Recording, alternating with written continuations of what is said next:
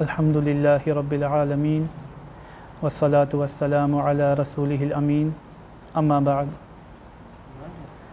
اعوذ باللہ من الشیطان الرجیم بسم اللہ الرحمن الرحیم الحمد للہ الذی انزل علی عبدہ الکتاب ولم یجعل لہ عوجا قیما لینذر بأسا شدیدا من لدنہ ویبشر المؤمنین الذین یعملون الصالحات ان لهم اجرا حسنا ماکثین فیہ ابدا وینذر الذین قالوا اتخذ اللہ ولدا ما لهم به من علم ولا لآبائهم كبرت كلمة تخرج من أفواههم إن يقولون إلا كذبا فلعلك باخع نفسك على آثارهم إن لم يؤمنوا بهذا الحديث أسفا إنا جعلنا ما على الأرض زينة لها لنبلوهم أيهم أحسن عملا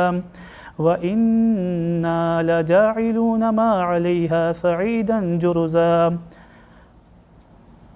صدق اللہ العظیم رب اشرح لی صدری ویسر لی امری واحلل عقدۃ من لسانی یفقہوا قولی ربی زدنی علما اللہم ارنا الحق حقا وارزقنا اتباعہ وارنا الباطل باطلا وارزقنا اجتنابہ اللہم انصر من نصر دین محمد صلی اللہ علیہ وسلم وجعلنا منہم واخذل من خذل دین محمد صلی اللہ علیہ وسلم ولا تجعلنا منہم آمین یا رب العالمین۔ آج ہم انشاءاللہ سورہ کہف پڑھیں گے۔ سورہ کہف کلام پاک میں سیکوینس کے اعتبار سے 18ویں صورت ہے، 18th صورت ہے، جس میں 110 آیتیں اور 12 رکوع ہیں۔ ویسے تو کلام پاک کی ہر صورت، ہر آیت اور ہر لفظ اللہ سبحانہ و تعالیٰ نے بہت قیمتی بنایا ہے، اور اگر انسان چاہے تو اس کے لیے بہت زیادہ سبق آموز بنایا ہے، لیکن چند ایک صورتیں ہیں جن کے خاص فضائل احادیث مبارکہ میں آئے ہیں، اور جن صورتوں میں اللہ سبحانہ و تعالیٰ نے انسان کے لیے خاص طور پر کچھ ایسا میسیج دیا ہے جو مشکل حالات میں اس کے کام آئے گا۔ یہ صورت ان چند صورتوں میں سے ایک ہے۔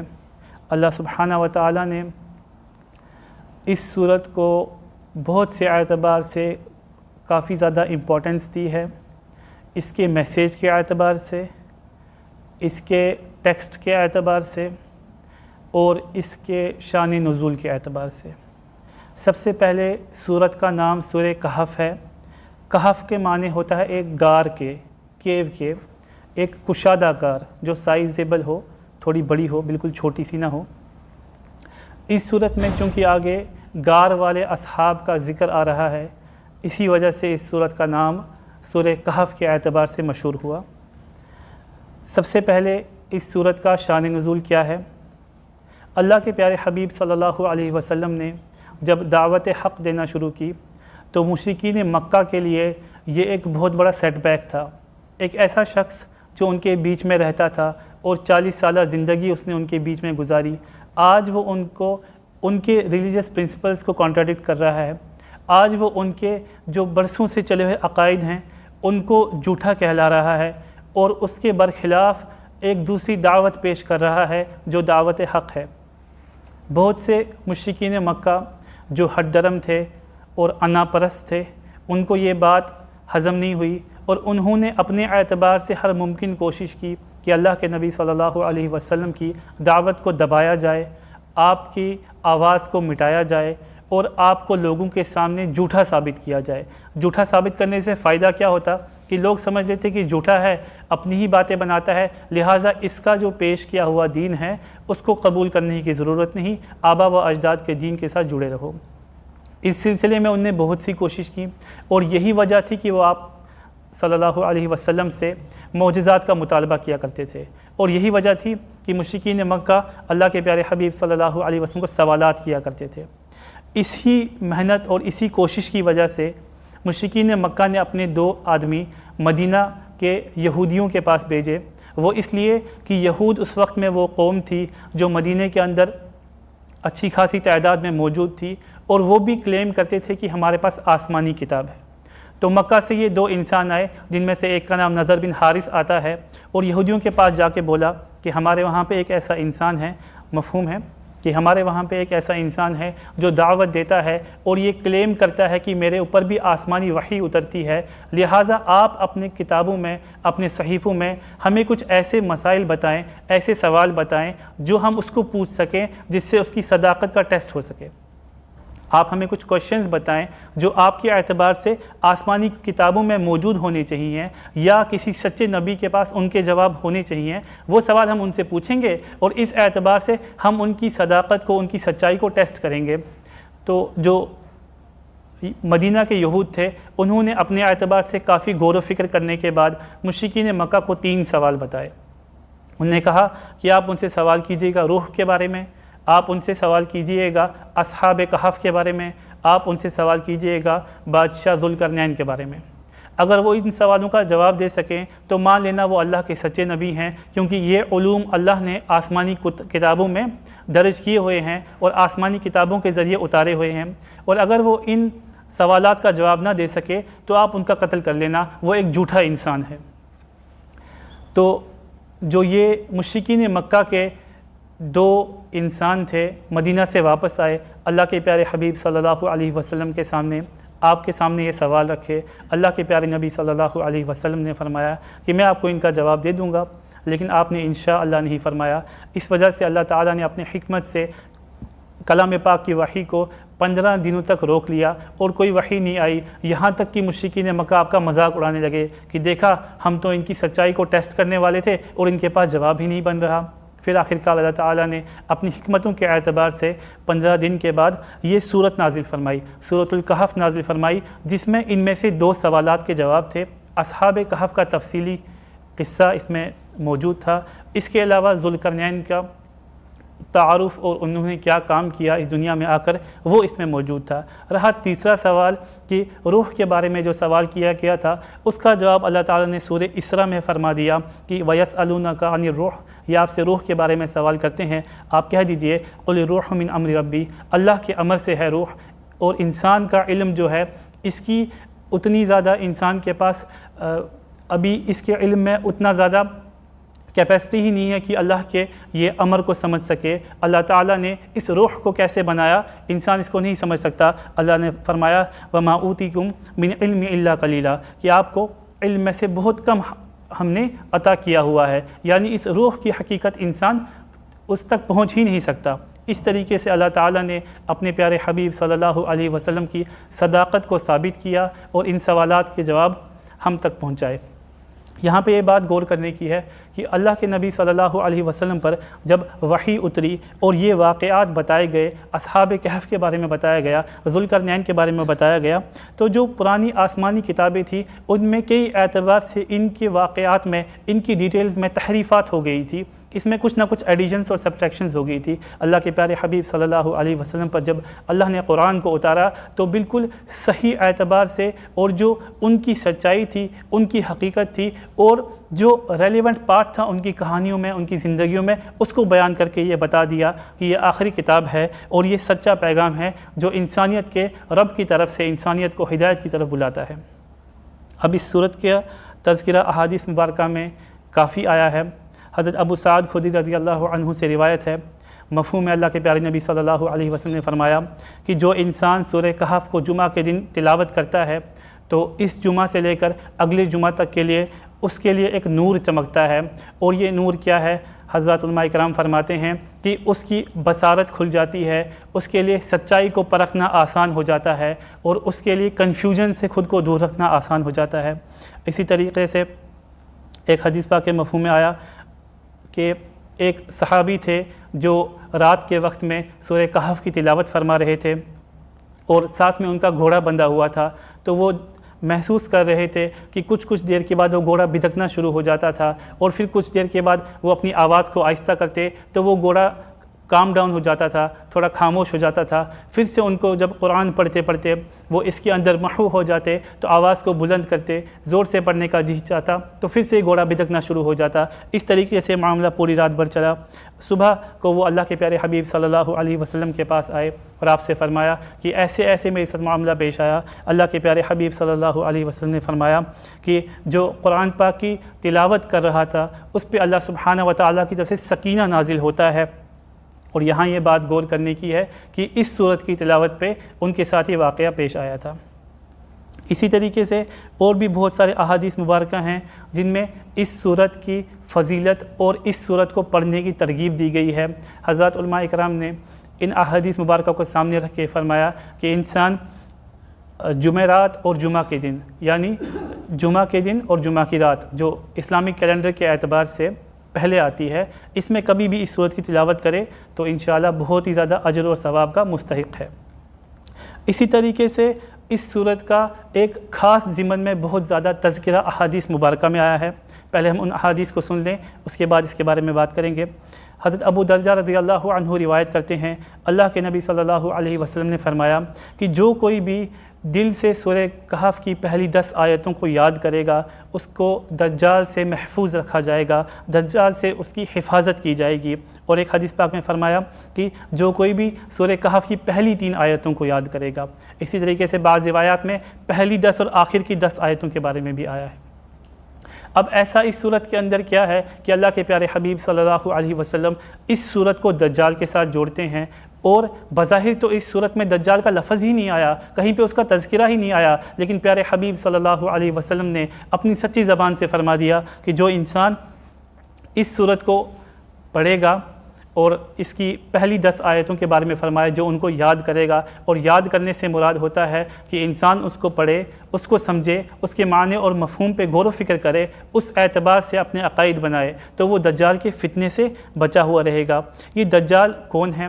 اللہ کے پیارے نبی صلی اللہ علیہ وسلم نے بہت سے احادیث مبارکہ میں اس کی تفصیلات فرمائی۔ ہمیں ان تفصیلوں میں جانے کی اس وقت ضرورت نہیں، مختصر اعتبار سے ابھی ہم اتنا سمجھ لیں کہ دجال جو ہے یہ لفظ دجل سے نکلا ہے، اور دجل کا مطلب ہوتا ہے دھوکہ۔ انسانیت کے جو اللہ سبحانہ و تعالیٰ نے امتحان لیے ہیں اور جن آزمائشوں میں انسان کو ڈالا ہے، ان میں جو سب سے بڑا امتحان اس انسان کے ایمان کا، اس انسان کی سچائی کا اور اس انسان کے دین کو پرکھنے کا ہوگا، وہ اللہ سبحانہ و تعالیٰ نے اس دجال کی صورت میں بنایا۔ اللہ کے پیارے حبیب صلی اللہ علیہ وسلم نے فرمایا کہ قیامت تب تک نہیں آئے گی جب تک 30 جھوٹے اس دنیا میں نہ آئیں گے، یعنی 30 دجال اس دنیا کے اندر نہ آئیں گے۔ اور یہ کیا ہوں گے؟ یہ چھوٹے چھوٹے دجال ہوں گے جو انسانوں کے پاس جھوٹے کلیم کرتے ہوں گے کہ ہم اللہ کے نبی ہیں، ہم اللہ کی طرف سے بھیجے گئے ہیں، اور لوگوں کے عقیدے کو، ان کے ایمان کو اور ان کے دین کو خراب کرتے ہوں گے۔ اور اس کے بعد ان کے بعد آخر میں وہ اصل دجال آئے گا جو اصل اس سب فتنے کا اور اصل اس سب امتحان کا مرکز ہوگا۔ اللہ کے نبی صلی اللہ علیہ وسلم نے جب ان کے بارے میں فرمایا، آج ہم اگر غور کرتے ہیں تو بہت سے لوگ اس طریقے سے کلیم کرتے ہیں، جھوٹا نبی ہونا کلیم کرتے ہیں، اللہ سبحانہ و تعالیٰ کی طرف سے جھوٹی وحی کا آنا کلیم کرتے ہیں، جیسے اس زمانے کے اندر مسلمہ کذاب نے کلیم کیا تھا، اور دور حاضر کے اندر قادیان میں ایک انسان نے کیا تھا۔ تو اس طریقے سے یہ چھوٹے چھوٹے دجلو آئے جنہوں نے لوگوں کے ایمان کو اور دین کو خراب کرنے کی کوشش کی، اور اس کا اختتام کب ہوگا؟ جب وہ اصل دجال آئے گا اور وہ اصل فتنہ اور امتحان آئے گا جو انسانوں کو ان کے دین سے ہٹانے کی حتی الامکان کوشش کرے گا۔ اور اس کے دھوکے کے مطابق اللہ کے پیارے حبیب صلی اللہ علیہ وسلم نے فرمایا کہ دجال کے ساتھ میں پانی اور آگ ہوگا، یعنی اس کی ایک طرف پہ آگ ہوگی، اس کی ایک طرف پہ پانی ہوگا، جو بظاہر بہت خوشنما لگتا ہوگا، لیکن دراصل ان کی جو اصلیت ہوگی اور ان کی جو حقیقت ہوگی وہ اس کے بالکل الٹ ہوگی۔ یعنی جو دجال کا پانی اور دجال کی راحتیں اور جنتیں ہوگی وہ دراصل جہنم کی آگ ہوگی، اور جو دجال کی جہنم ہوگی، دجال کی آگ ہوگی، وہ دراصل اللہ سبحانہ و تعالیٰ کی بہشت ہوگی، جہاں پہ انسانوں کو ہمیشہ ہمیشہ کی کامیابی حاصل ہوگی۔ اللہ تعالیٰ اس انسانیت کے امتحان کے لیے اس دجال کو وقتی طور پر کچھ چیزوں پر اختیار دیں گے، ہر اعتبار سے اس کو اختیار ہوگا۔ وہ دنیا میں جہاں بھی جائے گا لوگوں کے اندر وہ بڑے بڑے اپنے اعتبار سے کارنامے انجام دے گا. بظاہر کسی کے مویشی اگر مر گئے ہوں گے تو اپنی طاقت سے ان کو زندہ کرے گا, کسی کے رشتہ دار گزر گئے ہوں گے اپنی طاقت سے ان کو زندہ کر کے دکھائے گا اور لوگوں کو کہے گا دیکھو میں کتنا طاقتور ہوں, دراصل میں ہی تمہارا الہ ہوں, چنانچہ تم میری عبادت کرو. اور جو لوگ ایمان کے کمزور ہوں گے, جنہوں نے اللہ کے نبی صلی اللہ علیہ وسلم کی ہدایات پہ عمل کرتے ہوئے سورہ کہف سے خود کو آشنا نہیں کیا ہوگا, قرآن پاک کی تعلیمات سے دور رہے ہوں گے, وہ اس کے اسی دجل میں آ جائیں گے, اسی فریب میں آ جائیں گے اور اس کو اپنا الہ قبول کر لیں گے. اس ہی زمن میں ایک آخری حدیث ہم غور فرمائیں. اللہ کے نبی صلی اللہ علیہ وسلم نے فرمایا, حضرت انس بن مالک رضی اللہ عنہ اس کے راوی ہیں, مفہوم ہے کہ دجال کے 70,000 فالوورز ہوں گے, اور وہ فالوورز کون ہوں گے؟ وہ جیوز ہوں گے, اصفہان کے جیوز ہوں گے, وہ یہودی ہوں گے. اور 70,000 مراد جب عربی زبان میں بولا جاتا ہے اس کا مطلب ہوتا ہے کہ بہت زیادہ. اس کا یہ مطلب نہیں ہوتا کہ ان کا کاؤنٹ 70,000 ہوگا, اس کا مطلب ہوتا ہے کہ بہت زیادہ ہوں گے. تو یہ مختصر سا احادیث مبارکہ کا تذکرہ تھا جن میں اس صورت کے فضائل اور دجال کا تذکرہ آیا. اب یہاں پہ یہ بات ذہن نشین فرمانے کی ہے کہ ہم اکثر سوچتے ہیں کہ دجال ایک کوئی میتھولوجیکل کریچر ہے, حالانکہ ایسا بالکل نہیں ہے. حضرات علماء کرام جو حالات حاضرہ پہ نظر رکھتے ہیں, اللہ تعالیٰ کے جو سیکرڈ ٹیکسٹس ہیں ان کو سمجھتے ہیں, ان کے علم رکھتے ہیں, تو ان کے مطابق دجال ایک الٹیمیٹ بلینڈ ہے ریلیجس میتھولوجی کا اور ماڈرن سائنٹیفک سوفیسٹیکیشن کا.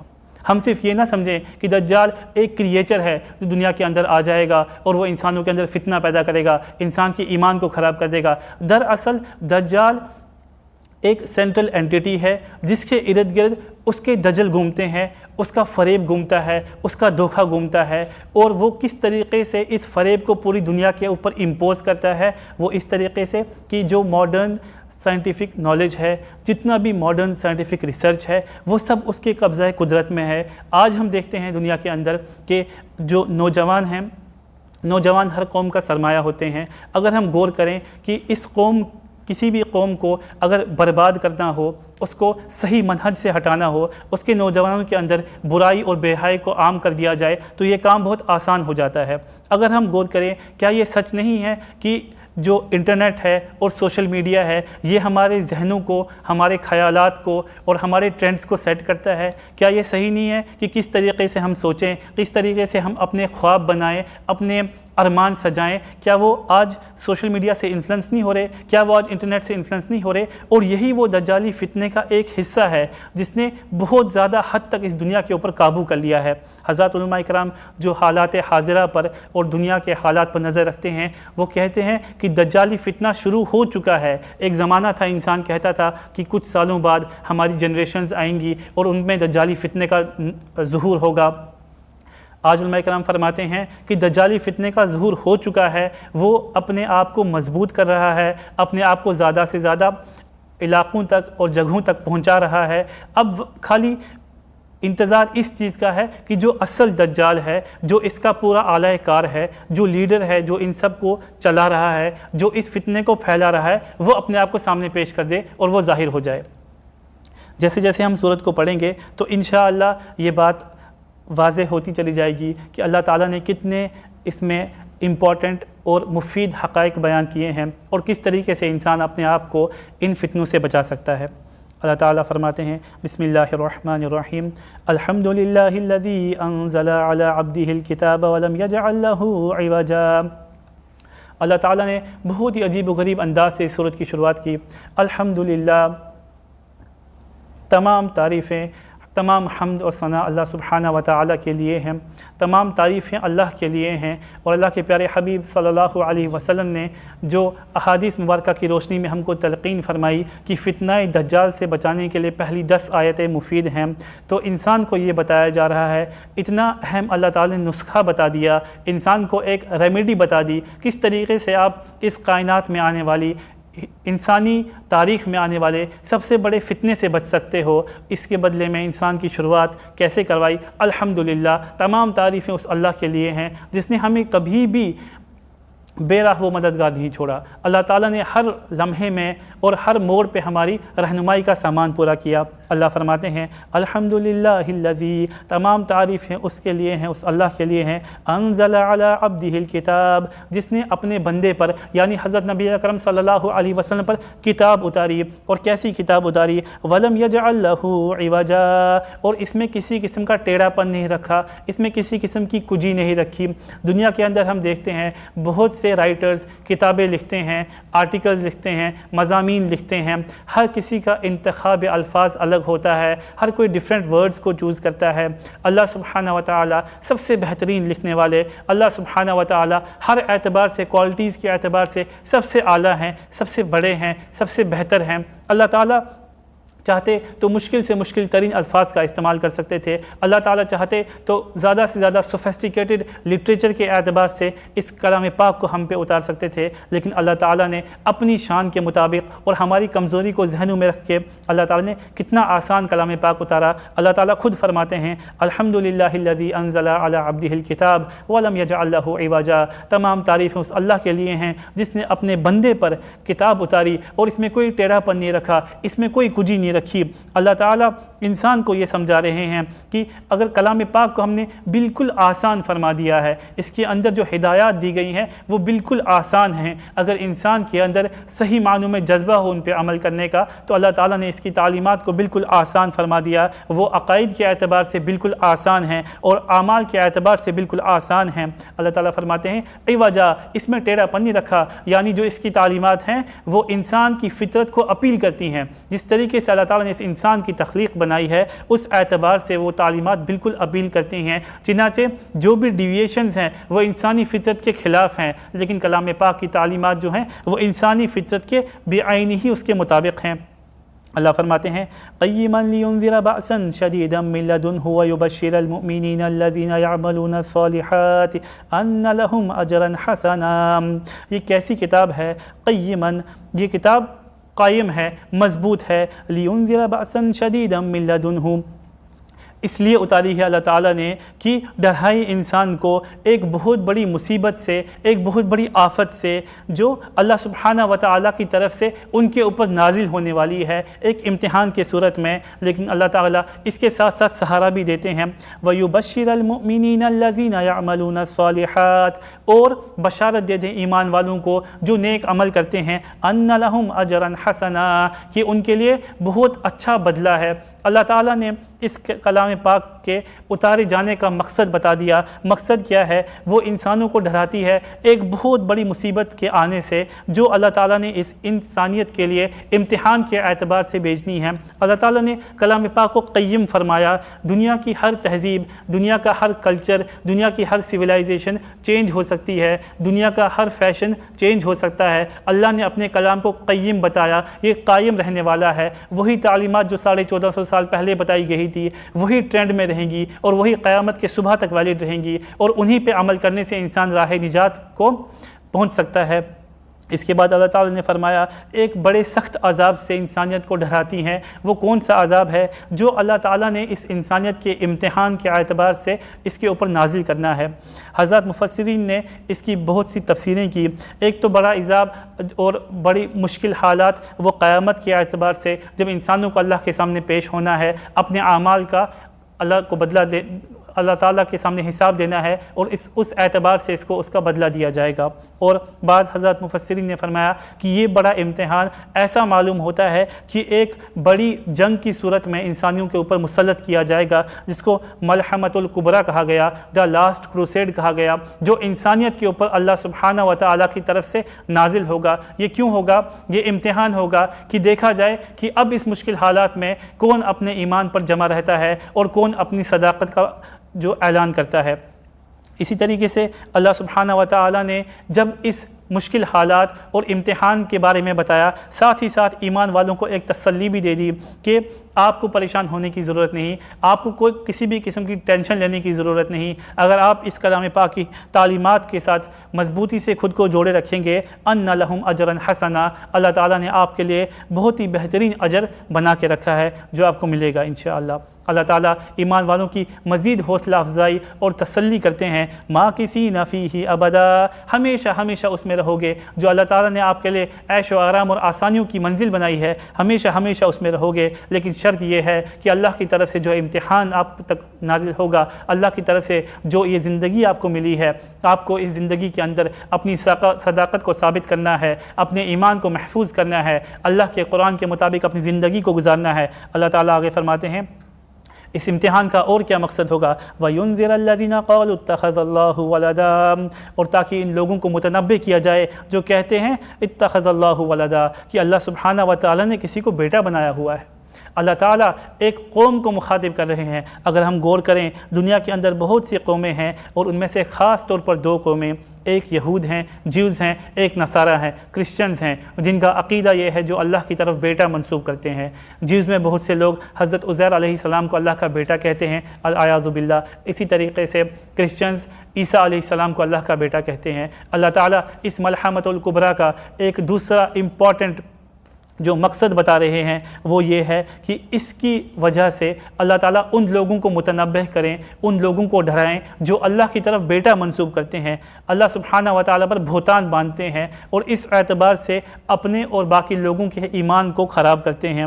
اللہ تعالیٰ ان کی اس برے عقیدے کی آگے تفصیل بتاتے ہیں، ما لہم بہ من علم، ان کے پاس اس کے بارے میں کوئی علمی ثبوت نہیں، علمی حقائق نہیں، ولا لآبائہم، اور نہ ہی ان کے باپ داداؤں کے پاس اس کے بارے میں کوئی علمی دلیل ہے۔ اب انسان یہ کہے کہ آج کے کرسچنز یہ کہیں، جیوز یہ کہیں کہ ہم کیا کر سکتے ہیں، ہمارے باپ دادا نے یہ بات بنا دی ہے۔ اللہ فرماتے ہیں نہ تمہارے پاس اس کی دلیل ہے، نہ تمہارے باپ داداؤں کے پاس اس کی دلیل ہے۔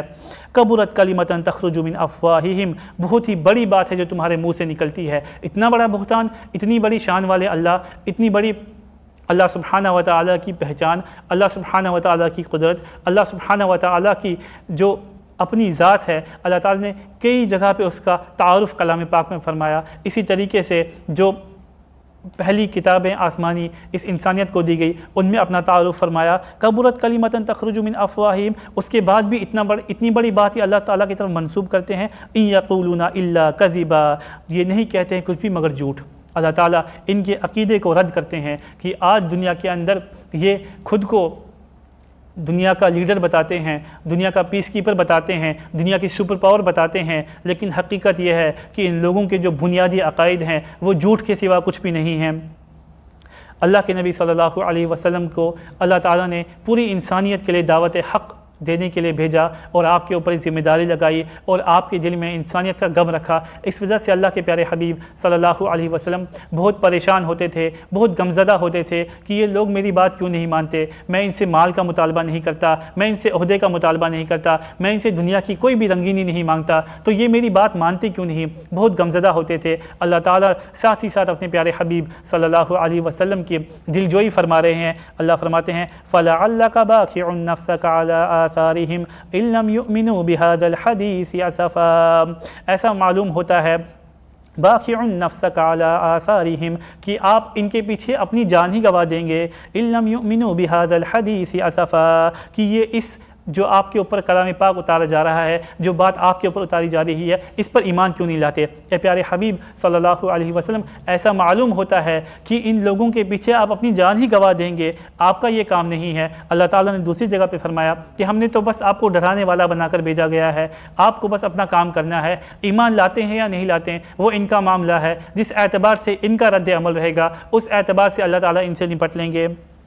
اللہ تعالیٰ انسان کو ایک حقیقت بتا رہے ہیں، اور وہ حقیقت کیا ہے کہ جس بھی اعتبار سے انسان کے ایمان کا امتحان ہوگا، انسان کے دین کا امتحان ہوگا، اور خاص کر دجالی فتنے کا انسان کے اوپر ظہور ہوگا، تو اس کی جو بیسک جو प्लेटफॉर्म होगा वो क्या होगा। अल्लाह फरमाते हैं इन्ना जअलना मा अलल अर्दि ज़ीनतल लहा लिनब्लुवहुम अय्युहुम अहसनु अमला। इन्ना जअलना बेशक हमने बनाया मा अलल अर्दि ज़ीनतल लहा जो कुछ भी ज़मीन पे है इसको ज़मीन की सजावट बनाया, इसको ज़मीन की ज़ीनत बनाया। लेकिन किस लिए बनाया? लिनब्लुवहुम अय्युहुम अहसनु अमला, इसलिए कि हम जान चलें, हम आज़मा लें कि उनमें से ज़्यादा अच्छा अमल करने वाला कौन है। अल्लाह ताला ने यहाँ पे एक हकीकत बताई।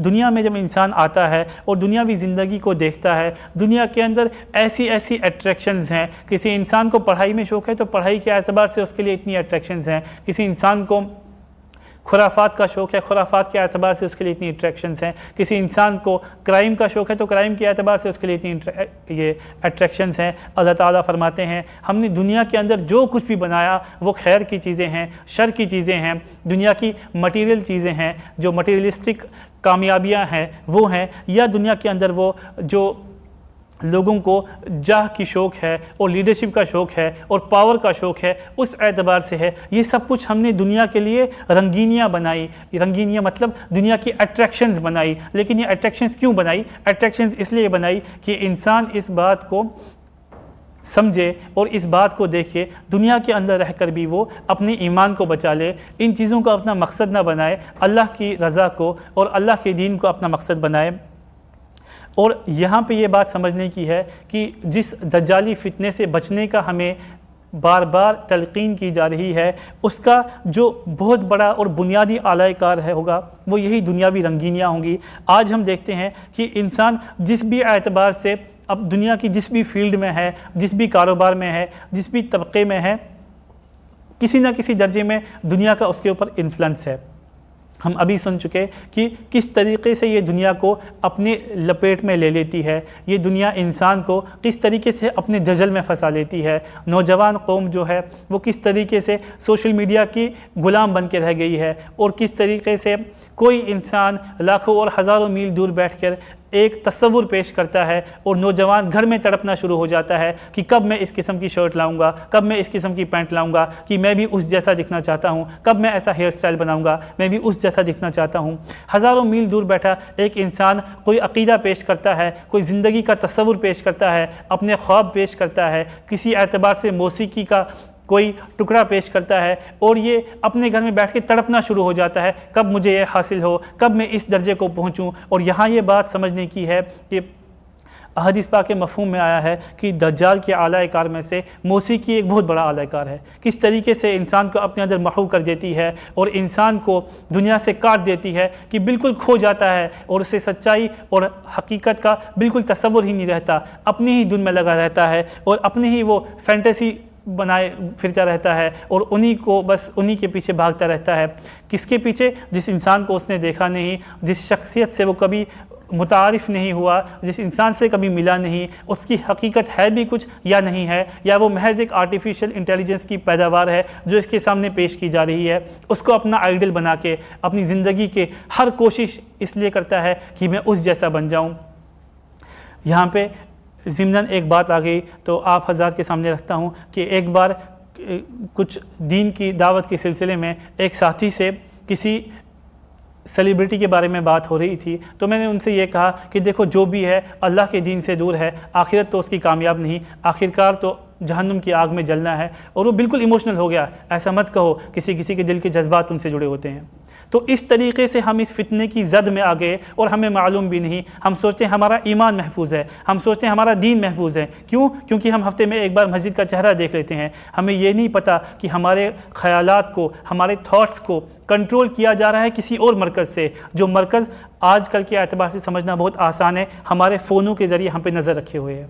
जिस भी इंसान को अपने आप को परखना हो किस तरीके से मुझे कोई और कंट्रोल करने की कोशिश कर रहा है, किस तरीके से मेरे ख़यालात को चेंज करने की कोशिश कर रहा है, किस तरीके से मेरी ज़िंदगी के तहज़ीब और तमद्दुन को बदलने की कोशिश की जा रही है, अपने फ़ोन पे गौर करे। हर वक्त कैसी इसके पास दावतें आ रही हैं दीन को छोड़ने के एतबार से, इल्हाद को प्रमोट करने के एतबार से, अपने कल्चर को, अपनी सिविलाइजेशन को छोड़ने के एतबार से। अगर इंसान अक्ल रखता होगा, समझ बूझ रखता होगा, इसको अपना दुश्मन समझेगा कि जाके इसको वो मॉडर्निटी समझे, इसको वो کیا سمجھے کہ میں دنیاوی اعتبار سے بہت ایڈوانس ہو گیا، میں بہت کامیاب ہو گیا، وہ اس لیے کہ فلانا سنگر دیکھو کتنا کامیاب ہے، اتنی چھوٹی عمر میں وہ ملینئر بن گیا تھا، بس اس کے نقش قدم پہ چل کے میں بھی کامیاب ہو جاؤں گا۔ اسے یہ نہیں پتہ کہ اس کے پیچھے کون سی طاقتیں ہیں، کون سی فورسز ہیں جو اس کو پروجیکٹ کر رہی ہیں۔ پروجیکٹ اس کو کیا جا رہا ہے تاکہ ایمان ہمارا خراب ہو جائے۔ انسان کو اپنے دشمن کو سمجھنے کی بہت ضرورت ہے۔ دجال کا مطلب ہی دجل اور فریب ہوتا ہے، دھوکہ ہوتا ہے۔ تو یہ ایک دھوکے کی ایک پکچر ہمارے سامنے پروجیکٹ کی جاتی ہے، جس دھوکے کو ہم سامنے رکھ کے اپنی اصل زندگی کو خراب کر دیتے ہیں۔ اللہ تعالیٰ آگے فرماتے ہیں وَإِنَّا لَجَاعِلُونَ مَا عَلَيْهَا صَعِيدًا جُرُزًا، دنیا کی رنگینیوں کو ہم نے اس کی سجاوٹ بنایا ہے، لیکن یہ بات بھی سچ ہے وَإِنَّا لَجَاعِلُونَ مَا عَلَيْهَا صَعِيدًا جُرُزًا، یہ بھی یقین رکھو کہ اللہ تعالیٰ فرماتے ہیں روئے زمین میں جو کچھ بھی ہے ایک دن ہم اس سب کو ملیا میٹ کر دیں گے، سپاٹ میدان کی طرح بنا دیں گے۔ دنیا کے اندر ہر اعتبار سے جو ترقیاں ہو رہی ہیں، کامیابیاں انسان کو حاصل ہو رہی ہیں، انسان ترقیاں کر رہا ہے، بڑے بڑے عمارتیں بنا رہا ہے، بڑے بڑے پروجیکٹس کھڑے کر رہا ہے، یہاں پہ اللہ تعالیٰ فرماتے ہیں کہ یہ بات یقینی جانو وَإِنَّا لَجَاعِلُونَ مَا عَلَيْهَا صَعِيدًا جُرُزًا، ہم اس سب کو ایک دن ملیا میٹ کر دیں گے، سب کو ختم کر دیں گے، تب انسان کے سامنے حقیقت آ جائے گی، لیکن ہائے افسوس تب وقت ہاتھ سے نکل گیا ہوگا۔ تو ہم کو یہ چاہیے کہ اس تلخ حقیقت کو ہم ابھی سمجھیں کہ دنیا کے اندر جو کچھ بھی ہے یہ انسان کی امتحان کے لیے بنایا گیا ہے۔ انسان کے اوپر یہ لازم ہے کہ وہ دنیا کی ہر چیز کو، ہر ٹیکنالوجی کو، ہر اللہ کی دی ہوئی نعمت کو استعمال کرے اپنی دنیاوی زندگی آسان بنانے کے لیے، باقی لوگوں کی دنیاوی زندگی آسان بنانے کے لیے، اللہ کے دین کی نشر و اشاعت کے لیے، لیکن اس کے ساتھ ساتھ وہ یہ بھی اپنے ذہن میں رکھے اور ہر وقت اس کا تصور اپنے سامنے رکھے کہ یہ میرا اصل مقصد نہیں ہے، یہ اللہ تعالیٰ کی طرف سے ایک امتحان ہے، اور میرا اصل مقصد ہے اللہ تعالیٰ کی رضا اور اللہ کے دین پر قائم رہنا اور اپنے ایمان کو بچا کر اس دنیا سے واپس چلے جانا۔ اس کے آگے اللہ تعالیٰ نے اصحاب کہف کا واقعہ بیان کیا ہے، انشاءاللہ وہ اگلے درس میں پڑھیں گے۔ اللہ تعالیٰ نے انسانوں کے سامنے ایک ایگزامپل رکھی ہے، یہ کوئی بہت مشکل کام نہیں، کوئی بڑا کام نہیں، کوئی امپاسبل کام نہیں۔ یہ دیکھو ایک بہت عرصے پہلے کچھ نوجوان بالکل آپ ہی کی طرح تھے، جن کے ایمان پر جب بن آئی کس طریقے سے انہیں اپنے ایمان کی حفاظت کے لیے دنیا کی رونقوں کو اور دنیا کی رنگینیوں کو لات مار دی اور اپنے ایمان کو محفوظ کر لیا۔ اللہ تعالی ہم سب کو کہنے سننے سے عمل کی توفیق عطا فرمائے۔ سبحانک اللہم و بحمدک، نشہد ان لا الہ الا انت، نستغفرک و نتوب الیک۔